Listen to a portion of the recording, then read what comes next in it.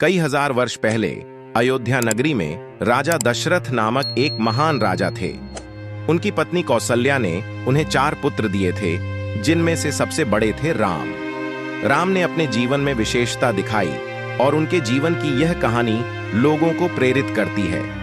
कहानी शुरू करने से पहले आपसे अनुरोध है कि वीडियो को लाइक और चैनल को सब्सक्राइब जरूर करें। आपका एक सब्सक्राइब हमें और अच्छी वीडियो बनाने के लिए प्रेरित करेगा। तो चलिए शुरू करते हैं। श्री राम की इस कहानी में हमें उनके धर्म, नैतिकता और साहस की अद्भुत प्रेरणा मिलती है। उनके जीवन के निर्णय और उनकी शक्तिशाली प्रतिबद्धता हमें सिखाती है कि कैसे हमें अपने लक्ष्य की दिशा में अग्रसर होना चाहिए।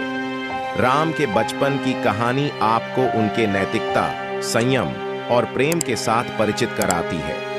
उन्होंने संघर्षों और परिस्थितियों के बावजूद नैतिकता को साधारणता बनाया। उनका उदाहरण हमें यह सिखाता है कि हमें कभी भी अपने आदर्शों और मूल्यों पर कुठाराघात नहीं करना चाहिए। राम की यह कहानी हमें यह भी याद दिलाती है कि धर्म और सत्य के प्रति स्थिर रहना हमें सबसे महत्वपूर्ण लक्ष्य के प्रति लगातार आगे बढ़ने के लिए प्रेरित करता है। राम की कहानी हमें यह सिखाती है कि हमें कभी भी अपने मूल्यों के प्रति अपनी प्रतिबद्धता में कमी नहीं होनी चाहिए, चाहे जीवन कितनी भी कठिनाइयों से भरा हो। बड़े ही साहसी और निष्ठावान राम ने अपने जीवन में कई महत्वपूर्ण क्षणों का सामना किया।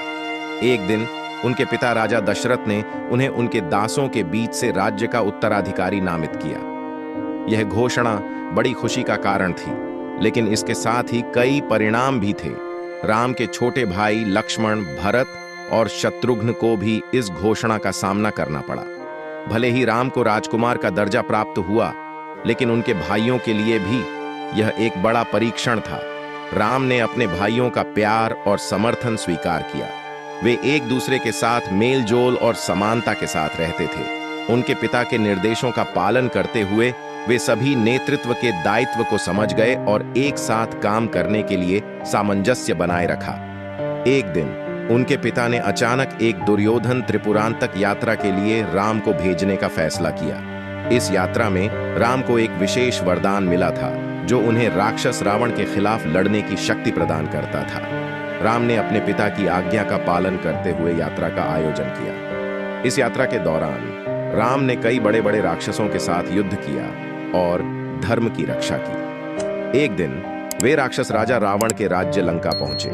युद्ध के बाद राम ने अपने भाई लक्ष्मण, सीता और हनुमान के साथ संगठन किया और लंका को जीत लिया। इस विजय के बाद राम ने अपने पिता की आज्ञा का पालन करते हुए अयोध्या लौटने का निर्णय किया।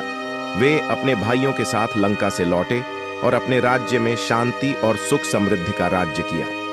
राम ने अपने जीवन में हमेशा धर्म, सत्य और नैतिकता के मार्ग पर चलने का संकल्प लिया। उनकी यह अद्भुत कहानी हमें यह सिखाती है कि जीवन में सफलता के लिए अपने मूल्यों और धर्म के प्रति पक्षपात नहीं करना चाहिए।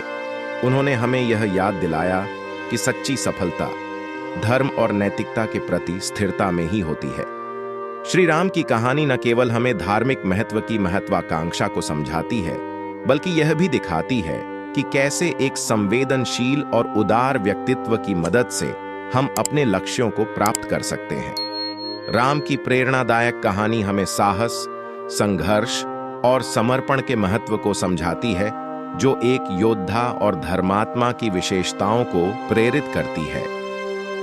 अगर आपको कहानी अच्छी लगी हो तो वीडियो को लाइक, शेयर और सब्सक्राइब जरूर करें।